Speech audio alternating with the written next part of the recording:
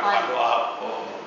Yung sa technology business, floriculture, The whole program is under the Department of Agriculture, USDA. The program is called Food for Progress program. Increased food production.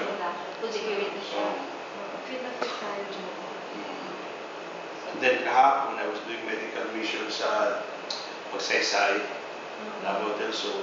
Along the way, nakita ko potential. Sabi ko, this is another recipient in the event na ma-approve. Kasi may rice, may corn, may rice, may bananas, may coconuts. In place na sila. Kasi actually, we have got late in the deadline. The approval actually be January and the release of funds July. But if we can really expedite, probably a friend in LA can really ask for consideration extension. In a way, let's say we can do this in say October. So this will have 2 months. Wala na nag-propose from the Philippines. 9 countries, right? 9 countries na yata, no?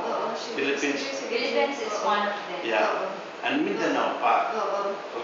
But there is a clause here that we must include Western Mindanao.